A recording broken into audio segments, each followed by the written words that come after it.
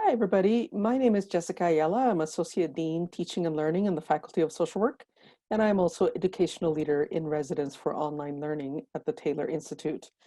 Today, I just want to spend a few minutes showing you um, one of my D2L sites. This is my D2L Sandbox site, and I've copied some components of a couple of different online courses to show you, and you might get some ideas as you develop your own online course. So this is the home page for my sandbox. One of the things you'll notice is here on the home page is that there's a news item, and this one says welcome to our course.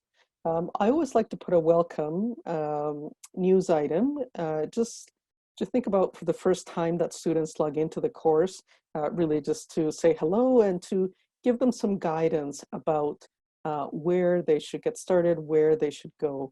And one of the things that I think it's top of mind when you're developing your D2L course is to make it easy to navigate for students. So you have to think about dozens, possibly hundreds of students who are accessing your course, uh, potentially all over the country, and they're could easily get lost in your course. So the easier you can make it to navigate and to let students know, give them some guidance about what they should be doing and when and where to find things that they need to do, that you actually are going to save yourself many, many emails and many hours of trying to navigate, help students navigate the course.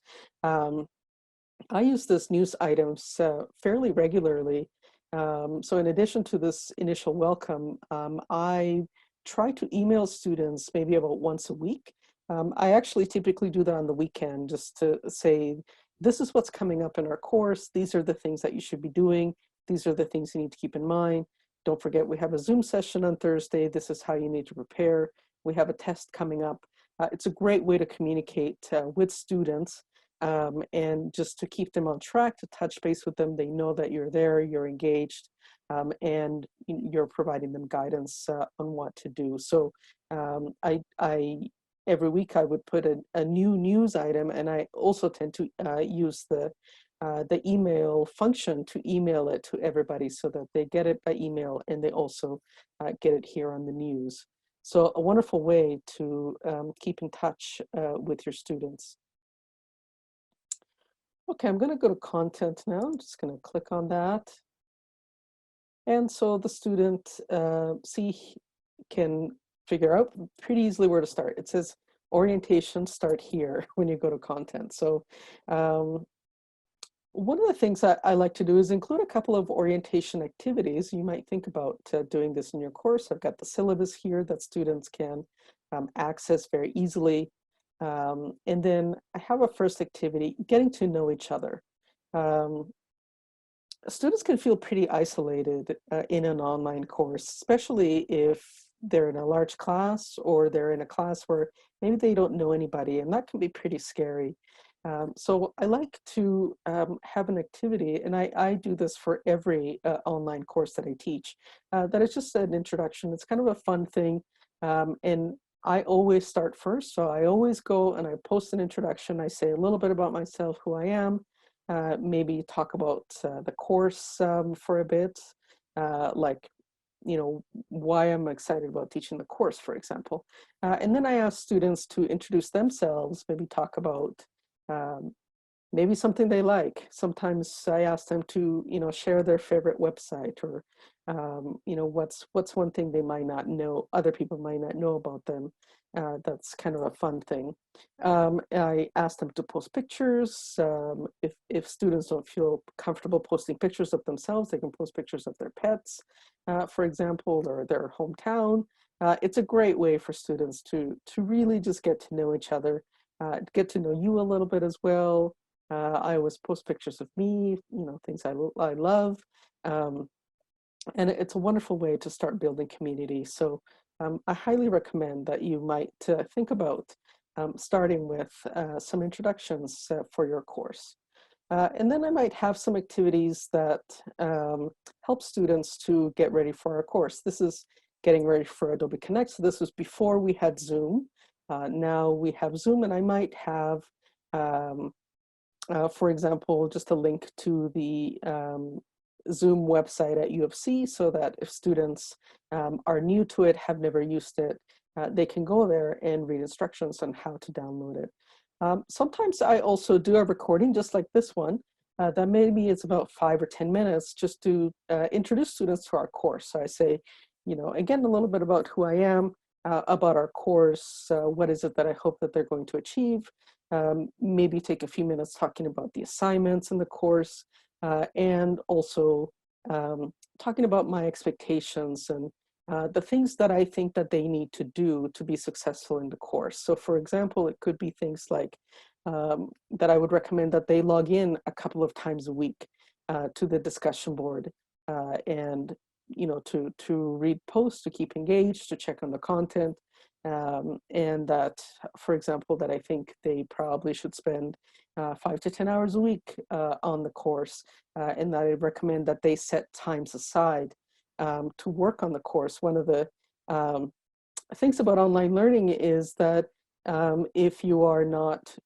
too organized, it's easy to have it, fall at the bottom of the list of all the other things that you're doing in your life. So I really try to encourage my students to set aside some times in the week to work on the course. So anything that you can communicate to your students that really introduces them to the course, that makes them feel, excited about your course, maybe get to know you a little bit, or that will support their success in the course, I think is a wonderful way to start. So and this orientation is actually something that I use, again, for all of my courses. So once you develop it once, you can use it any number of times. Um, One of the other things you'll notice here is that there are lots of different modules. Well, there's 7 modules. I actually did not, this was a course that was already modularized. So this is maybe more modules than I would have developed. But it is a great idea to break your content into modules that it depends on your course, and I guess what modules make sense to you, but it's just a wonderful way to structure your course into more manageable components and topics. And so we're just going to go to module 1 here. So you see, this is now from a different course. And so I have the dates of the module, just a little bit of an introduction, when our Zoom session is going to be, and I have the learning outcomes for the module. Then you see it goes module 1, activity 1, complete the required readings. I always have readings, whether it's from a textbook or from or other readings. This is, for example, is a link to the Code of Ethics. So whatever readings are required for that module, this is what I would include here. If they are articles that the Copyright Office has approved, they oftentimes will give you a link that you can include here for your students. So it's a great reminder of the students of the readings that are associated with the module. So I always start there. Now here you go. Activity 2 is watch 3 videos. And these videos relate, of course, to our module. Video 1 here is a pre-recorded presentation that I did, just like this one. But I actually, for the entire course, I only recorded 2 presentations. One is because I was very busy and didn't have a lot of time to do a lot of presentations. And there is a lot of material out there already that you can find. And it is really worthwhile, I think, to spend a little bit of time trying to find resources, either YouTube or TED Talks, or other the resources. There's a lot on the internet that you can already use that's really relevant. If you do happen to have a TA, for example, or some support for the course, is a great thing to ask somebody to help you to find some of these resources. So I have here the presentation for students to listen to. And then there's the PowerPoint version or PDF version of just of the slides. And here I have some additional slides for some students who might be interested. And then it goes on to the second video. So you see it's very clear as far as what you should do. Watch video 1, watch video 2, watch video 3. Then we go on to activity 3 is participate in the discussion board. Here it provides a link to the discussion board and a little bit of guidance. Activity 4 then is to participate in a Zoom session. And then these here are actually, this is what I posted after our Zoom session. I posted a couple of the activities that we did in class. And then finally, I have additional resources that students who are really keen and want to learn more can go and review these. And so it very clearly states here that they are optional. And so you see, in terms even of the way that they're labeled, it's pretty easy to navigate. I'm just going to go to one of the other modules here, module 5, and you see that once students have gone through the first module, there is a predictable structure in terms of the way that the modules and the course activities are presented and organized. And I even have the same picture associated with the same kind of activity. And that's just, again, to help students to navigate the course. The actual activity, so it always starts with reading, but then the activities are different in each one. So here have activity 2 is to review a lecture, and then watch a video and review a website is another activity here. And students have an option of watching one of these 4 videos. So it's great to include, I would say, first of all, a range of activities that may be appealing to different kinds of learners, and also to provide some choice for students to be able to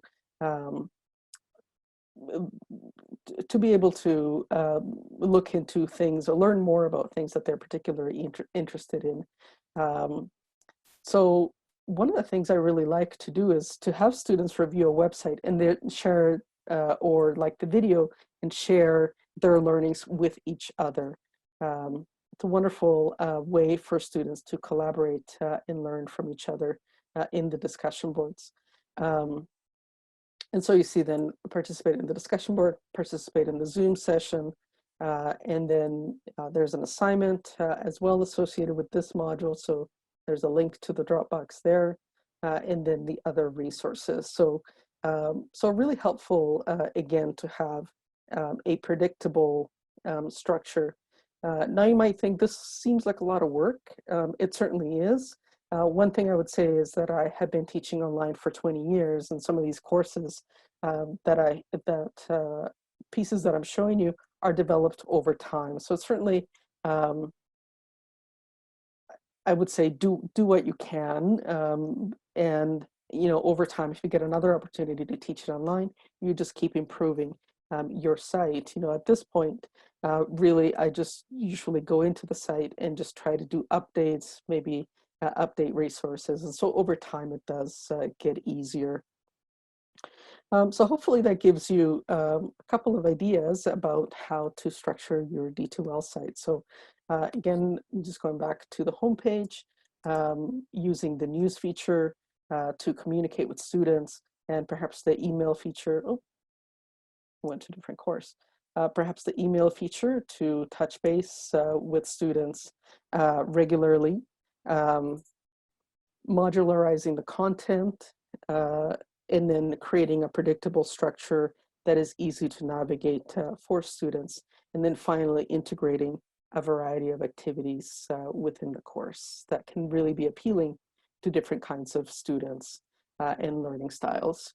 So those are just some tips for developing your D2L site. I hope they are helpful, and best wishes as you develop your own site. Thanks for listening.